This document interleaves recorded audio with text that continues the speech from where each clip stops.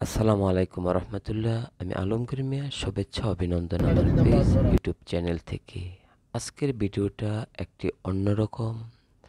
মহান আল্লাহ আমাদেরকে দুনিয়াতে পাঠিয়েছেন তার ইবাদত করার জন্য। আমরা দুনিয়ার মোহে পড়ে সব ভুলে যাই। 8ই মার্চ বিরামপুর দিনাজপুর খাস মুজাদ্দিদিয়া তরিকার বার্ষিক মাহফিল। আমরা নারায়ণগঞ্জ থেকে বেশ কয়েকজন বিরামপুর দিনাজপুরের উদ্দেশ্যে রওনা হয়েছি। এখন আমরা যমুনা সেতু পার হচ্ছি। হয়তোবা 2 থেকে আড়াই ঘন্টার মধ্যে আমরা বিরামপুর পৌঁছে যাব। যমুনা সেতুর দৃশ্যটি আপনারা অবশ্যই দেখছেন।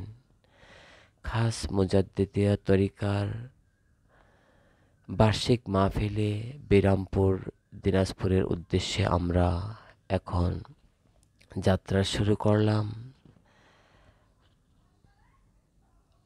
মহান আল্লাহ এই পৃথিবীতে মানুষকে সৃষ্টি করেছেন তার ইবাদতের জন্য, কিন্তু মানুষ তার সবকিছু ভুলে গিয়ে শয়তানের প্ররোচনায় পড়ে জীবনের অধিকাংশ সময় নষ্ট করে দিচ্ছে। যমুনা সেতু পার হয়ে যমুনার পশ্চিম পারের দৃশ্যগুলো আমি আপনাদেরকে দেখানোর চেষ্টা করছি। গাইবান্ধার অপরূপ মাঠের দৃশ্য। আমরা গোবিন্দগঞ্জ থেকে দিনাজপুরের প্রায় কাছাকাছি চলে আসছি। কিছুক্ষণের মধ্যে হয়তোবা আমরা পৌঁছে যাব। আমরা বিরামপুর পৌঁছে গেছি।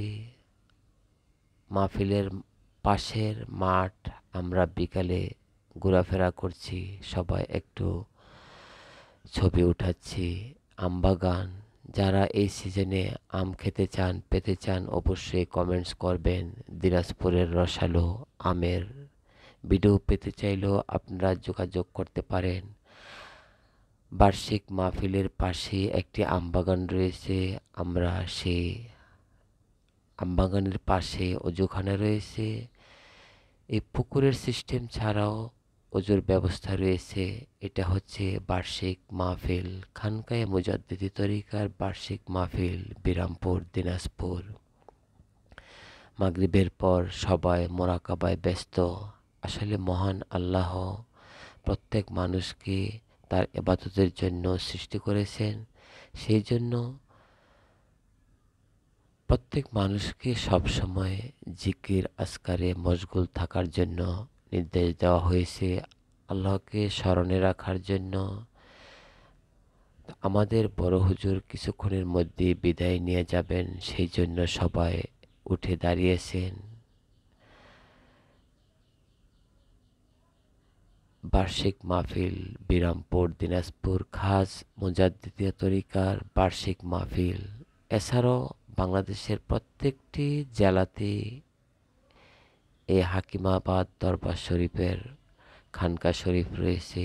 আপনারা ইচ্ছা করলে কমেন্ট বক্সে কমেন্ট করলে বিস্তারিত জানতে পারবেন। এবং খাস মুজাদ্দিদি তরিকা হচ্ছে রাসূলুল্লাহ সাল্লাল্লাহু আলাইহি ওয়াসাল্লামের যে তরিকা রয়েছে। আমরা মাহফিলের পাশাপাশি মাসকলাই দিয়ে যে দিনাজপুরের ঐতিহ্যবাহী রুটি তৈরি হয়, এই রুটি আমরা খাবো হাঁসের গোস্ত দিয়ে। এখন সেই রুটি তৈরি হচ্ছে, পার পিস 30 টাকা। দিনাজপুর যারা যাবেন অবশ্যই এই মাসকলাইয়ের রুটি খাওয়ার চেষ্টা করবেন। দেখতে সুন্দর না হলেও খেতে অনেক সুস্বাদু। বানানোর প্রক্রিয়াটাও অনেক অর্গানিক, এখানে কোনো ভেজাল নেই। আপনারা স্বাচ্ছন্দ্যে এই খাবারটি খেতে পারেন। দিনাজপুরের মাসকলাইয়ের রুটি।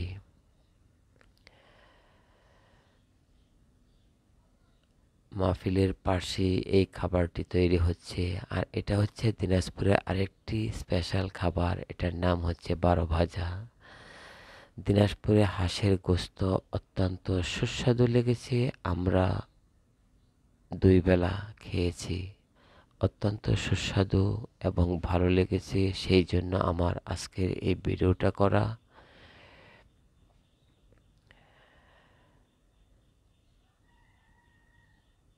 রান্না খুবই সুস্বাদু এবং পরিবেশনও ভালো লেগেছে। বার্ষিক মাহফিলে গিয়ে দিনাজপুরের হাঁস খেয়ে খুবই আনন্দিত এবং পুলকিত। হ্যালো ভিউয়ার্স, আমার এই ভিডিওটি যদি আপনাদের ন্যূনতম ভালো লেগে থাকে অবশ্যই একটি লাইক, কমেন্ট এবং শেয়ার করবেন। ধন্যবাদ সবাইকে। দিনাজপুরের বিরামপুর থেকে আসসালামু আলাইকুম।